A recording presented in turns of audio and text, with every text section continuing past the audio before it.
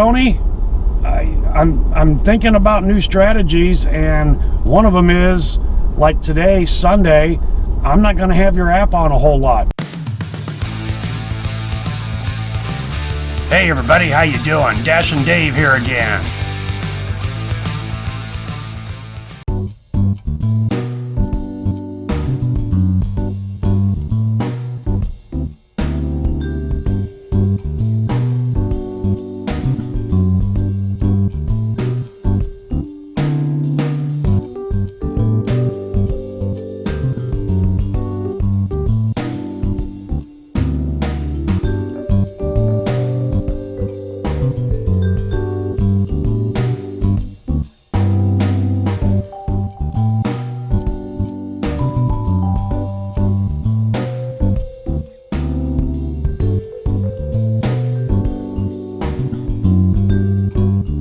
Alright, it's Sunday, October 9th, 2022. This will be day 4, if you will, since the great acceptance rate reset. Do a compilation here over the next few days of my observances, what I've seen from this new program. Right off the bat, the thing that sticks out to me is my mileage. The dollars per mile rate, and I'll toss them up here. Not that bad really overall. On the other hand, my dollars per hour rate, absolutely horrible. $16.50 the first day. Then I think it was around $19 for the second day. And then $14 yesterday, Saturday, football Saturday. Terrible day yesterday. Tons and tons of low tip, no tip orders. I declined a few of them. I took a few of them. And I think right now, as it stands, Sunday morning, my acceptance rate is at 77%, so still above the minimum 70 required to be in the top tier of the high-paying order offers. Tony, I'm thinking about new strategies, and one of them is, like today, Sunday, I'm not going to have your app on a whole lot. I'm going to be kind of focusing on Uber Eats and Grubhub. So what I'm thinking about doing here today is I'm focusing on Uber Eats and Grubhub. I just did a McDonald's run 2 blocks away from McDonald's for $7 on Uber Eats. Then Grubhub sang in with a Perkins to Huxley, Iowa, south of here for only $10, so that's only going to pay me one way. So I rejected that. Then they added on a Panera Bread going to Huxley, so now it's paying $17.82 to go 20 miles. So highway speed and all that I'm going to do. I'm on pause, like I said. Yesterday, Saturday, was terrible. It was a football game Saturday. It was a late start game, 6:30. I had a decent diamond offer. I think it was $7.75 plus for Village Inn. I normally hate going to Village Inn, especially on game day, because they're slower than molasses in wintertime. 30 minutes later, I left, unassigned the order, let the customer know that, someone else will get it. It's just, we're being forced to go to restaurants that we don't want to, that we shouldn't have to go to. What I'm about to say, someone's going to pick those orders up ultimately and deliver them. But frankly, I have a hard time being a part of an unprofessional restaurant, an unprofessional entity, even if I'm just the delivery driver. And that's the way I'm going to roll with some of these restaurants. And, that's gonna hurt my acceptance rating, and that's the way it's going to be. But I'll be 100% honest. I'm a little worried about this program. I'm going to do what I have to do this month to stay above 70%. Get the new car on Monday. We'll talk more about that. That's going to help with the mileage, yada yada yada, and roll with it. Hopefully the program's short-lived, but I have no hope. The other thing I've noticed, and Pedro echoed this in his observations after the first couple days video, I've been pretty steady on the work, if you will. But that's no big surprise, because low tippers and no tippers order all the time, constantly. It's usually when I've had some downtime sitting in a parking lot is because I'm rejecting all these $2.50 orders. So I have been, quote, busy. And again, the mileage thing, the dollar per mile average, has been surprising, but the hourly rate has been horrible. All right, we're heading to Huxley with this Grubhub double.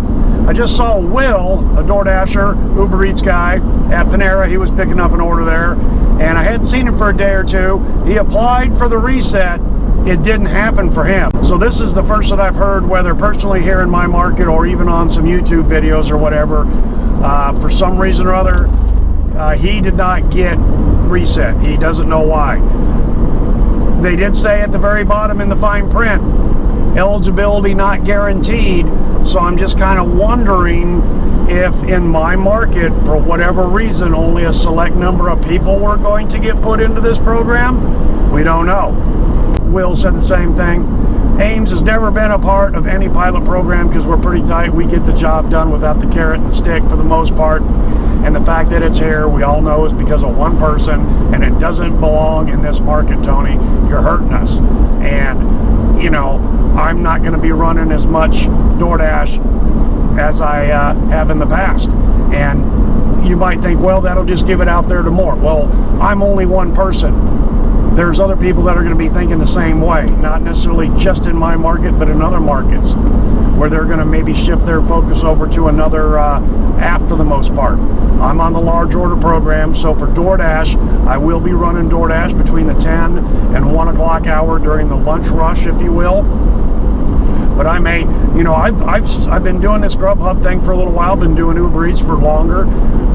You know, prior to that lunch rush, I may shut Doordash off. I may schedule it that way and run exclusively Grubhub and Uber Eats in the non-lunch rush hour part of my day, and see how that all works out, especially with the car that gets a little bit better gas mileage.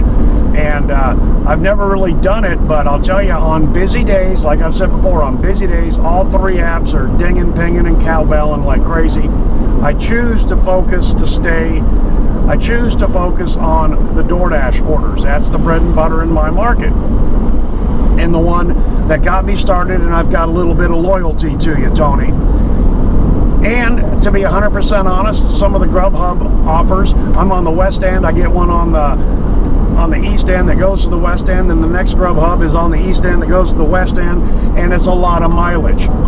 But with the new car, that's going to change. Yeah, and then when I was making that pickup there at Panera Bread, I was talking to Terry. He's the general manager there. Me and Will were standing there waiting for orders, just, you know, bullshitting with Terry a little bit. And I was kind of telling Terry about this new program and everything. And he goes, you know, I had an order sit here yesterday for 3 hours. And she kept calling, and he said, hey, we don't have drivers, you know, it's through Doordash. And he said, it just sat there. And me and Will looked at each other and said, and I believe with Panera, their base pay, you know, it's different with every restaurant. I believe their base pay is $275. She probably didn't leave a tip, and it was probably all the way out into the west end. And for 3 hours, every DoorDasher available in town refused to pick up that order. Now, it was game day yesterday, and he did not say what time this occurred, but the football game didn't start until 6:30 p.m. At noon to 1 o'clock, it was terrible traffic, because they only let them in 6 hours before game time into some of the lots. But after that, it really, you know, really smoothed out, and it wasn't that bad. But 3 hours, that order sat there. Finally, somebody came and picked it up. So in this case, with that order, the reset carrot didn't work, did it? And, you know, like I've mentioned here, you know, I'm going to kind of shift my focus a little bit to some of these other apps and see if I can't make it with those, with the new car and the gas mileage that it gets. Because I'll tell you, when it's busy, I get a lot of Grubhub offers that, with the car and with the gas mileage the car gets, I could probably spend 2 or 3 hours on Grubhub runs, and they generally pay at least $1 to $2 more per job better than what you would see on Doordash. The only problem is Grubhub is the busiest during the lunch rush hour, which, like I've said before, that's the catering hour. That's the catering hours for Doordash. So yeah, it's a wicked catch-22. Yeah, and I've been, working on new strategies and implementing new strategies with this Diamond program. And one of them is I'm on a Doordash run, and I get into the page there, and I pause after this order. That way, when I complete an order, I automatically go into the 35-minute pause. Let's just say I'm in an area where I don't want to be because of the proximity to the store, then by having it pause automatically after that delivery, I can scoot somewhere and get myself in a location, a better location, a more advantageous location. Whereas we've all been there, and I've seen this a couple times already this week, where I finished up a pretty good order, and then you just finish the order, you don't even have a chance to click got it when you see the final payout, and bang, there's a $275. Changing everything up, it's going to be a learning experience, another learning curve, and it's just what I've got to do. This program is probably going to hurt full-timers a lot more than it will the part-timers. And remember, we're only I think 7%. Full-timers are only 7% of the Doordash crew, if you will, out of the millions that are out there. So a part-timer that can get by playing this game, this accept more, earn more game, during a 2-hour lunch rush and a 1-hour dinner rush, totally different ball game than somebody like me that needs to be out here for 6 or 7 hours a day. In which case, I'll start running the other apps a little bit more and utilizing them and focusing on them. And Tony, we don't want that. Because like I said, I'm only one guy, but I can't be the only one thinking this way. Maybe I just need to quit coming out here on Sunday too after a home football game. There's only a few more to go. So I have the Doordash app set to pause after this delivery. Now, the fact that the restaurants are slammed means that's going to be the same with any app, Grubhub or Uber or whatever. It's equal. But at least I can decline them without penalty. All right, $13.43 going a few miles, 5 miles. We're here at McDonald's. This is an Uber Eats run, as you see. Sunday, 10:20 in the morning. You can't see the drive-thru, but it's absolutely packed. It's a double lane. Sunday breakfast. McDonald's, people.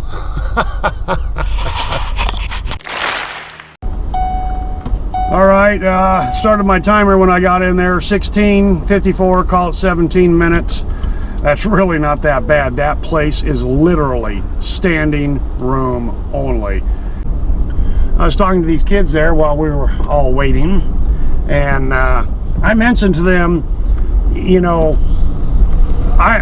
there's 60,000 people yesterday watching Iowa State play football. 25 years ago is 15,000. But here's the other difference. 25 years ago, we had X number of hotels and therefore hotel rooms in the town. We probably got double or triple that now. The difference is almost none of these hotels today have on-site restaurants. And the ones that did turned them into workout rooms. Must have not been very cost effective. But here's the problem.